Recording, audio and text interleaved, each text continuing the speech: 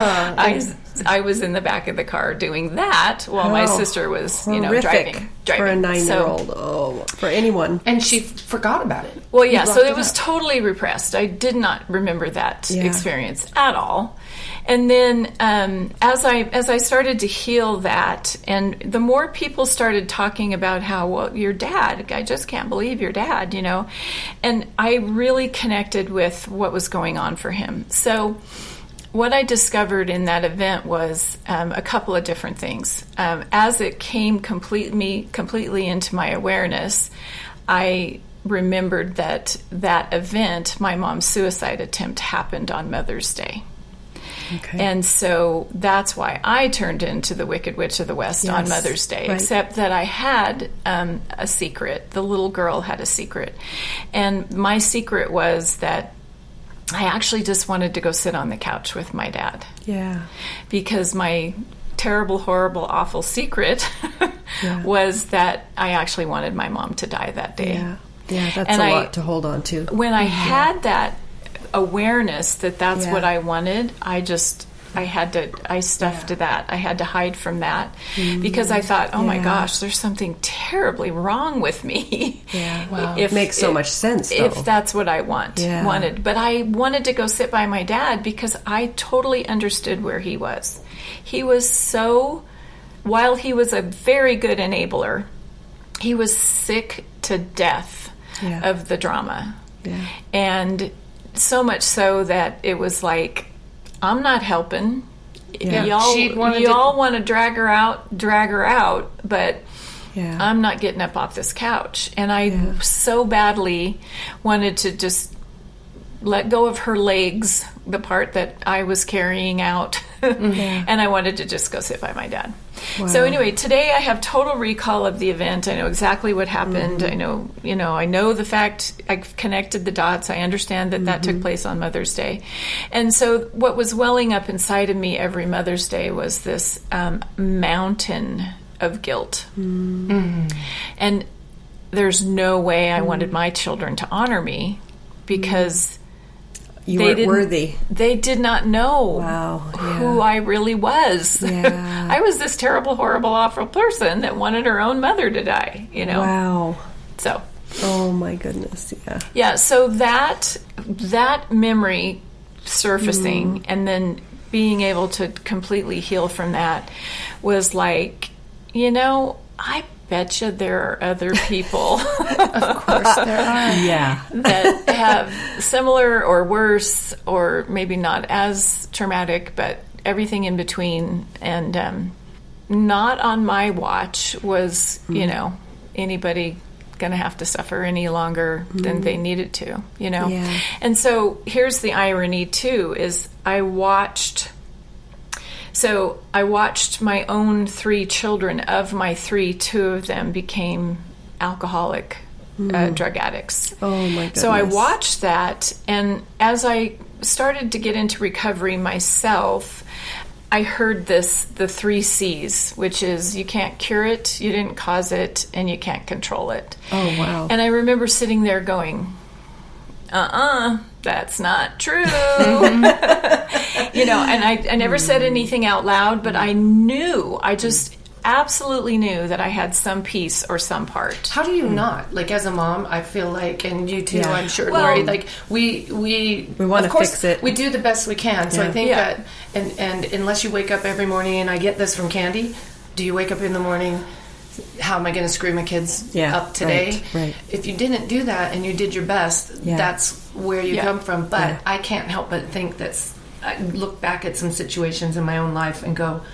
man, I would have done better if I'd have known with my kids. Yeah. Well, because we're not perfect and we're dealing with our issues, and our kids then it's a suit that there are even times when you're doing something with your kids and you're just thinking of yourself at that time, maybe. Mm-hmm. Yeah. Yep. Well, yeah, it was so completely convoluted. I couldn't make sense of it. But I knew something very, very deeply, that I knew that, so here I am in the middle, and here's my mom on the left, and then here's my 3 boys, and 2 are drug addicts. I'm like, I'm not a rocket scientist. However, I am the common denominator. It did have to pass through me in order to get to them. And then what I know now about, the energy soup that we're all cooked in. So I made a choice, a very conscious choice, to completely steer away from drugs and alcohol. It was like, no way, no how, right? I'm not doing that. Even though the drugs part, because honestly, there was a 6-pack of beer in my refrigerator growing up at all times. And I remember one time I asked my dad about that, and so my dad obviously wasn't a drinker, and my mom certainly wasn't, because she had, her opinion of alcoholics was that they were, subpar humans. Interesting. Yeah, very, right? While she's over there doing her drugs. Well, yeah. But see, she had her doctors prescribing That's her. Right. I know. So there was, she was better than that. But anyway, yeah, my dad always said, he goes, oh yeah, I just have it in there in case a friend comes by and wants one. And I'm not exaggerating. I mean, it was just always there. Always. Nobody touched it. And maybe he changed it out every whatever. Anyway, so just kind of funny. But so I knew I had some part or some piece in passing on the quote addiction. And the what I know and understand today, based on quantum physics, is that the energy I got cooked in, I can't. There's no way to be separate from that. Right. Of course, it's like you cook a carrot and then you want that carrot to go back to the pre-cooked state. Yeah. It does not work that way. Yeah. It can't. It can't. Yeah. So it was absolutely impossible for me to not pass on. Yeah. Especially without recognition first and doing the work that you've done now. Exactly. Had you done all this work now, you would have been aware of what was going on. And this is why it's called pattern breaking, because this is actually generational illness, disease, addiction, generational. And I want to hear more about that. Yeah, and you can even go back further. Yeah, and it doesn't, and if anybody's listening and is like, addiction, drugs, alcohol, it doesn't make any sense to me. It can't. But we can be addicted to depression, and let me explain. A lot of things. For sure. You name it, and we're so sense. Creative. It doesn't have to be a physical thing like drugs or alcohol. Right. It could be So this might resonate with people. So I wanted desperately to connect with that mom, right? And she was incredibly depressed. Like your mother, you mean? My mother, yeah, super negative. So what I did in an attempt to reach her as a child and a preteen and a teenager is I did depression. I matched her energy. Interesting. Yeah, that makes sense. And that was my attempt at connecting with her. That felt enough like a connection. Wow. I got my fix. Yeah. Yeah. Wow. And I want you to hear those words. I got my fix. Yeah. Not unlike the heroin addict that's got the needle in their vein. I got a fix. So here I am, there's mom, there's my boys, I'm in the middle. I was an addict too, of sorts. And you take, so I never did drugs and alcohol. So you take the alcohol out of the word alcoholism, you're still left with ism, and that's the behaviors. And that's what my kids got. My oldest son is 37, and he has 4.5 years clean and sober. And when he was 19, he was gone for 2 weeks. We had no idea where he was. And sorry, did I say 19? 17.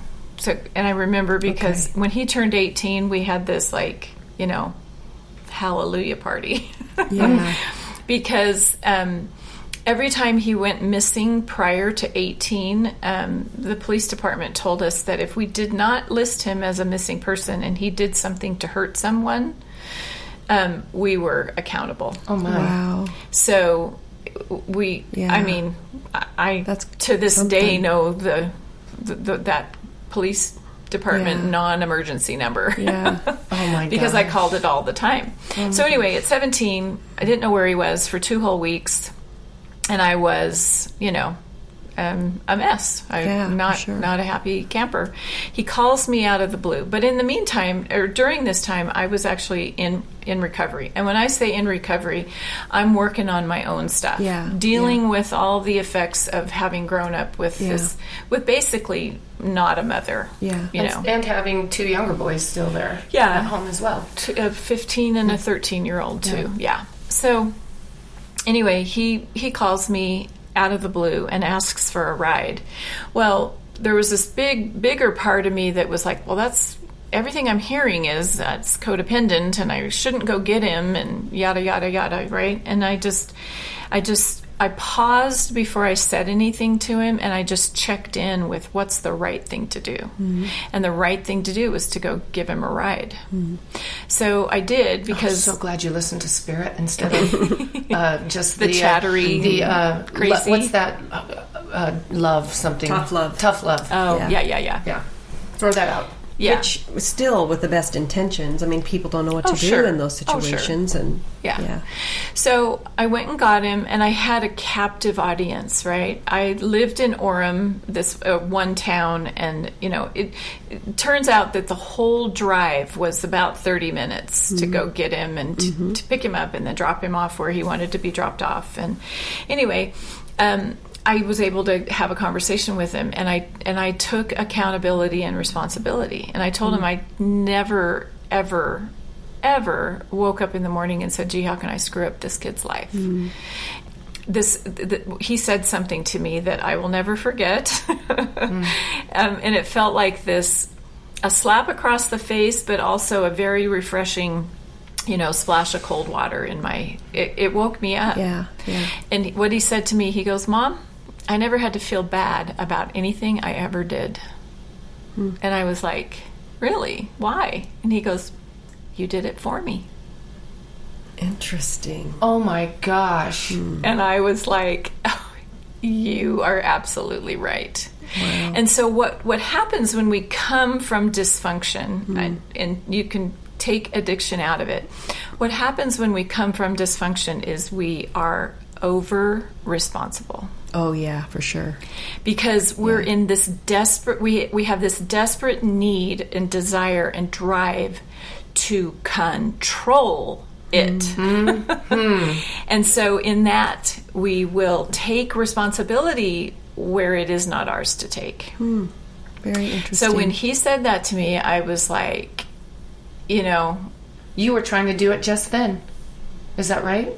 Or just the whole time he was growing up? Oh, just the whole time he was growing up. No. But for him, that was so pivotal for him to be able to be honest with me and to say that to me. How did he recognize that?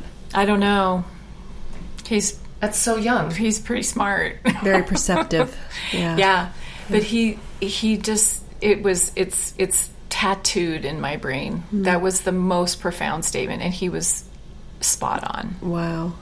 And that was the beginning of me understanding boundaries and learning that, hey, it's not my responsibility. Doesn't mean I don't love you and I don't care about you, but I'm not going to do that for you. Yeah. And we send the message when we're over responsible. Like when I reach over there and take it for you, the message I'm sending you is you're not capable. You need me to do this. And we want to be needed.